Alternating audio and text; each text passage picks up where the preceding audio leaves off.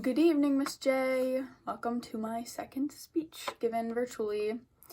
I decided to do my speech on the Keurig machine and specifically their coffee aspect of it.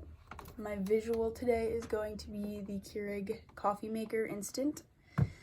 I chose this topic because I know that there are over 50% of Americans that drink coffee daily.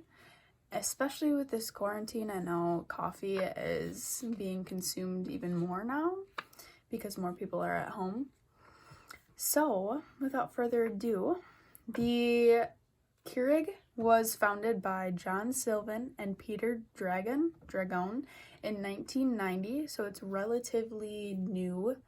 When they first came up with it and they made a prototype, it was very big, bulky, heavy, and very expensive. It just wasn't reliable, and it required a plumber to install it. And my thinking behind this is because the water needed to be filtered, they probably needed a plumber to do something with pipes or something. I'm not sure. But in the midst of trying to perfect it, there were exploding K-cups, there were grounds in the coffee, so it wasn't good, and there were leaks everywhere. So those were some of the big issues that they found early on, but then they corrected them. They made each K-cup by hand, and they taste tested each one of them individually. So if you can imagine, you can't mass produce anything at that rate, so caffeine isn't good for you either. So Sylvan, one of the two creators, was hospitalized because he was feeling ill one day, and they diagnosed him with caffeine poisoning. He admitted to drinking 30 to 40 K-cups per day. Can you imagine? I can't. It has evolved into a much bigger corporation because they merged with Keurig Green Mountain and Dr. Pepper Snapple Group in 2018. So even more recently, they decided to expand and reach more than just coffee. They make juices, waters, hot chocolates, pretty much anything that you can think of, they make now. Today, Keurig controls 20% of the packaged coffee market in the United States, so that's a pretty big bulk. They only have one retail store in the entire US, but that's because they partner with a bunch of different companies and just have their products sold there. I think I read that the retail store is in some place called Burlington, but it never gave me a state, so not really sure where that is.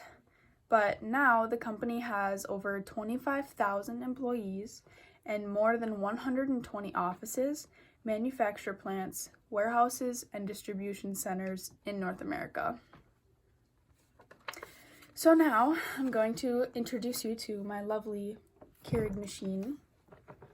Red, it was a Christmas present. But you can see how it's much more portable than what you might have imagined their first prototype to look like.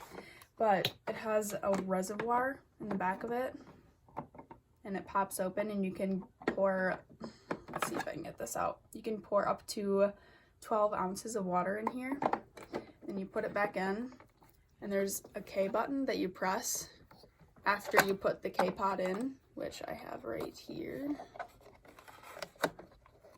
So they're pretty small and they're plastic.